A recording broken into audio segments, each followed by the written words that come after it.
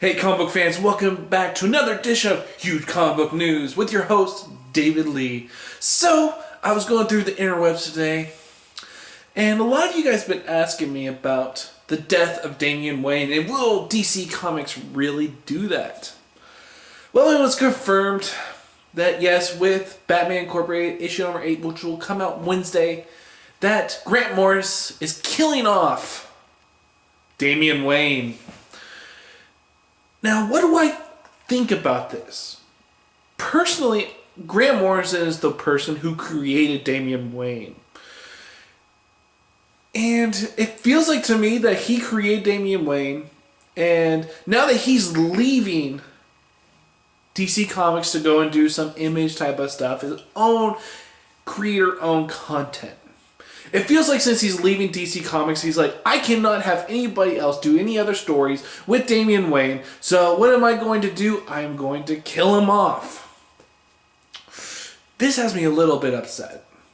I look at this as like a kid on the playground who's like, I don't want anybody to play with my toys, so what am I going to do? I'm going to get in a little bit of a rage. I'm going to break the toy and just, so no one else can touch it. I'm a little pissed off. I like the dynamic between Batman and Damian. It has such a different flow from any of the other characters that we've known in the Robin role. The thing about Damian Wayne is he's a Wayne, and it's interesting to see Batman as a father.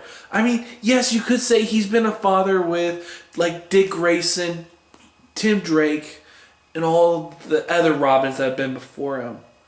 But this is actually is blood. It's been interesting to see the different ways that different writers have played him. I went on to CBR today, and it had in there interview with Peter Tomasi and him talking about the future of Batman and Robin. And it's interesting to note that Peter Tomasi, when Grant Morrison started his Batman run a long ass time ago, almost 9 years ago, he did talk to Peter Tomasi, who was his editor at the time, about him wanting to create the character that we all know today as Damian Wayne, and how the big old outcome would be his death, but earlier on than he really worked out. He actually wanted at the beginning to create Damian Wayne and basically kill him off in a year or two. Well, it's been maybe about 4 years since Damian Wayne's creation. And now with Grant Morrison leaving, he's decided, I'm going to kill him off. And with the way that Peter Tomasi, who is writing Batman and Robin, the way that the relationship between Damian and Batman has been working out, it's been really freaking awesome. It was really grown the characters, and it makes me actually enjoy him. Now, the thing that really irked me quite a bit was in the interview with CBR. Peter Tomasi was asked, about how was Robin being utilized in the DC New 52.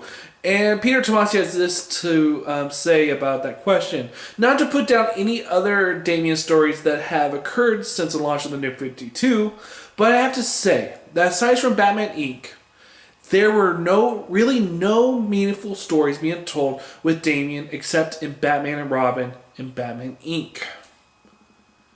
To be frank, that's a little bit true. I mean, not everything has to be centered around Damian Wayne. But the little things that has happened with Damian Wayne. Like, let's look at Death of the Family. Now, the Joker, he has all of the former Robins and the current Robin and Batgirl all on this table. And you just see them sitting at this table with the masks around them of this tape. And it looks like there's blood dripping off of, and you're wondering, what the hell did the Joker do? And then the Joker lifts up the platter. And what do we see but our heroes' faces in that platter? And who was the first person that Batman ran to? Not Nightwing, not Red Robin, not Batgirl, but Damian Wayne. He was the first one he ran to. That was his own blood. And the way that Greg Capullo did that artwork, where you just see that the first thing that Batman thinks about is his own son. And how he runs to him. And Damian asks his father, is it this bad? In just that little moment, it was just like, wow. I loved just the character growth just in that one scene with Damian Wayne. And then to have in Nightwing, where we have, just in the last issue, where we have Nightwing and Damian just talking to each other. It was so interesting to see that dynamic between both of them, because when when Nightwing took the helm of Batman, he had to mentor Damian. It was just interesting to see that play out. And then to have Arsenal in there with him being like, hey, Damian, and just seeing their little interactions with each other. Yes, there has not been that great grand story arc, but there has been moments in the New 52 with Damian. And I think Damian, as a character, engrosses the DC that much more. Not because he's a Robin, but because he is Bruce Wayne's actual kid. And for Grant Morris to take Damian away from us and not let have any other writers take a crack at Damian to see where can this character go. Peter Tomasi does say in an interview he wished that Grant Morrison would have changed his mind about it. But he did have a little way of counteracting that with having Batman and then it'll be Red Robin or Batman and Red Hood. I'm really sick of this. I'm sick of Grant Morris just going and taking away a toy and saying, you cannot play with this toy. It is mine, so I'm going to break it so I can't play with it and neither can you. And that's what I feel that Grant Morris is doing with the character of Damian Wayne. Now, the first time I actually had a chance to read Damian Wayne was not in Batman Inc. It was not in Grant Morrison's hands, but was back in Teen Titans. Before the big old reboot, there was a time where Dick Grayson, as Batman, knew that the thing that made Dick into the man we know today was when he was with the Teen Titans. So he goes and brings Damian into the fold of the Teen Titans at the time. And of course it didn't work out, and it was my first introduction into him. And I was like, who is this character? But then seeing how he has grown since then has been really awesome to see. And now to have Grant Morrison take Damian away from us has me a little pissed off. I don't believe it's DC Comics' fault. I believe that it's just Grant Morrison not letting anybody else play with his toy.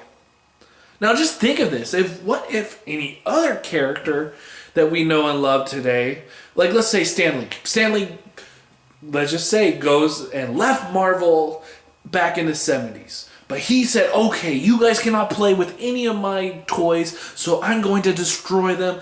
And would we have comics as we know today? No, we would not.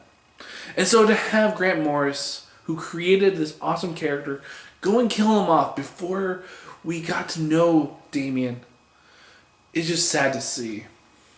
But this is comics, and Damian Wayne is still a DC property, and most likely, 100%, we will see Damian Wayne back once again. Because we all should know that comic characters do not stay dead. Not for very long. So that's it for this edition of Huge Comic Book News. Are you guys upset with Damian Wayne being killed off in Batman Inc. issue number 8? I would love to know what you guys think. And let me know, do you guys like this news segment of just little news that I see throughout the interwebs? And what do you guys think about the change with Batman and Robin? What do you guys think the changes will be? And who would you like to see Batman teaming up with for that week? Let me know in the comments below. And thank you guys for watching. And I'll see you guys tomorrow with the Q&A for all those questions you guys asked me. So if you got any more questions and you want to get a question in, just ask me a question below, and I'll answer in my question and answer video tomorrow. I'll see you guys next time.